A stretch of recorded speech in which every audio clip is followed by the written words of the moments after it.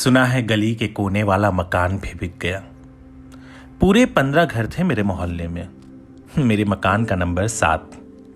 सब बड़े खुशी से रहते थे, मानो 15 मकान नहीं 15 घरों का एक मकान था ये मोहल्ला।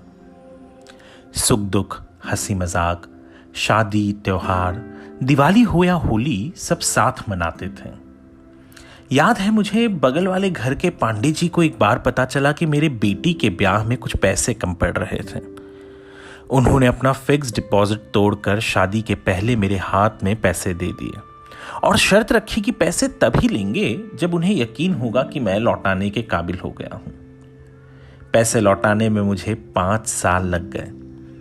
कुछ ऐसा था मेरा मोहल्ला। पर अब न जाने क्या हो गया है। कुछ दिन पहले एक बाबू आए थे, अपने साथ एक सूट बूट पहने साहब को लाए थे। साहब के एक हाथ में सूटकेस और दूसरे में एक बड़ा सा कागज का नक्शा था। बाबू ने मोहल्ले के सभी लोगों को जमा किया और साहब ने फिर बोलना शुरू किया। उन्होंने अपना परिचय शहर के एक बड़े बिल्डर होने का दिया। उन्होंने कहा मोहल्ला गिरा देंगे। नक्शा खोला और कहा ये देखो, यहां ऊंची इमारत बनाएंगे। जिसका 1 कमरे का घर है उसे 2 कमरे का घर देने की बात कही उस साहब ने, और साथ में कहा कुछ पैसे भी देगा।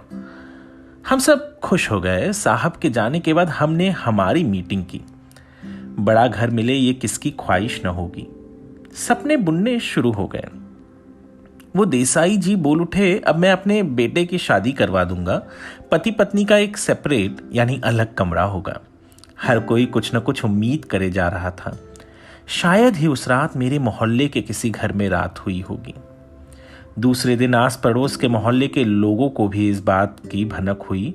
वो भी साहब से मिलना चाहते थे। सबको बड़ा घर जो चाहिए था। ऐसे लग रहा था मानो बरसात में दिवाली आ गई हो। सब खुश थे। किसी ने अपने बूढ़े माँ बाप को गांव से शहर ले आने का प्लान भी बना लिया। पर एक हफ्ते बाद एक और सज्जन आए। उन्होंने भी एक मीटिंग बुलाई और हम सब दोबारा जमा हुए। ये सज्जन भी एक बिल्डर थे। उन्होंने भी एक नक्शा दिखाया और कहा मैं यहां एक ऊंची इमारत बनाऊंगा जहां अमीर लोग रहेंगे। और फिर उन्होंने एक सौदा किया।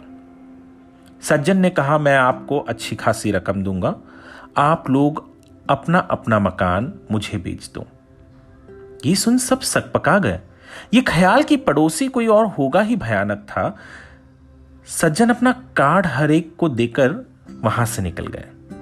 मुझे यकीन था कि हमें एक अधिक कमरे में खुश हो जाएंगे, पर मोहल्ले का कोई मकान न बिकेगा।